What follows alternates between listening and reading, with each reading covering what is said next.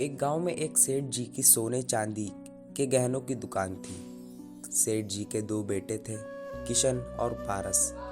सेठ जी का बड़ा बेटा किशन सारा व्यापार संभालता था।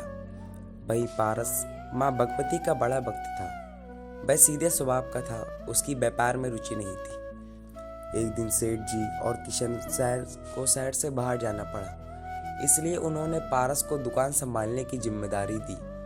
उनके जाने के बाद कुछ ही देर बाद दुकान पर एक बुढ़िया आई और उसने पारस से कहा, बेटा, मेरी बेटी बहुत बीमार है, मेरे पास यह अंगूठी है, तुम उसे खरीद लो।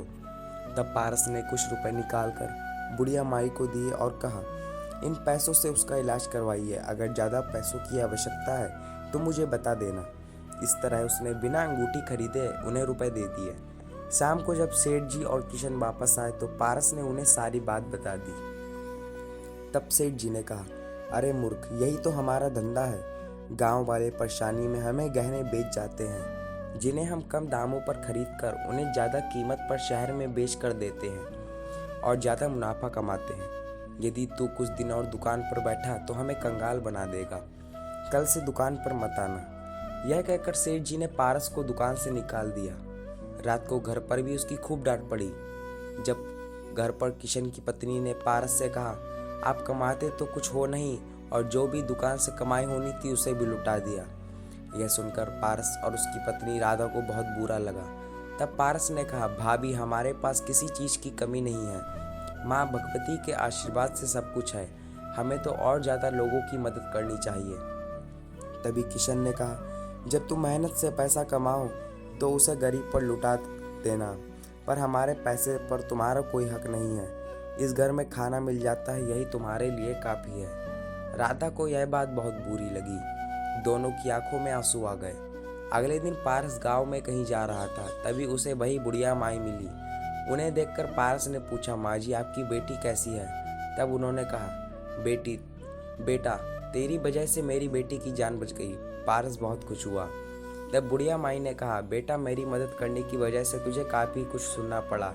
तब पारस ने कहा, माँ जी, यह सब आपको कैसे पता?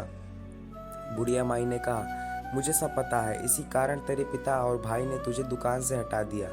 पर तू चिंता ना कर, कल से नवरात्रे आरंभ हो रहे हैं। तुम दोनों पति पत्नी एक लांग के जोड़े से मां दुर्गा के नवरात्रि के व्रत करो और साथ ही दुर्गा सप्तशती का पाठ करो।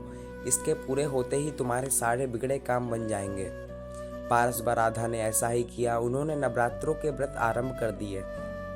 बिना अन्न ग्रहण किए केवल लौंग के जोड़े से व्रत करने लगे। साथ ही प्रतिदिन दुर्गा सप्तशती का पाठ करते। एक दिन पारस व राधा मंदिर में बैठकर दुर्गा सप्तशती का पाठ कर रहे थे। तभी एक छोटी सी कन्या उनके पास आई और कहने लगी, आप मुझे जानते हो? पारस ने कहा, नहीं बेटी, मैं तुम्हें नहीं जानता। तब उस कन्या ने कहा, मैं वही हूँ जिसकी आपने पैसे देकर जान बचाई थी।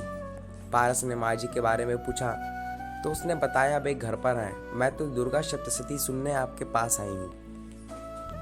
पारस और राधा को बड़ा आश्चर्य हुआ। एक छोटी सी कन्या दुर्गा सप्तशती सुनने आई है। पारस ने दुर्गा सप्तशती का पाठ आरंभ किया। जब पाठ पूरा हुआ तो वह कन्या एक पोटली सारस को देकर जाने लगी। पारस ने मना किया पर वह नहीं मानी। उसके जाने के बाद पारस ने देखा तो उस पोटली में ज्वार थे। पारस ने उसे रख लिया। अगले दिन भी यही हुआ। वह कन्या आई और दुर्गा सप्तशती का एक अध्याय सुना। उसके बाद एक छोटी सी पोटली देकर चली गई।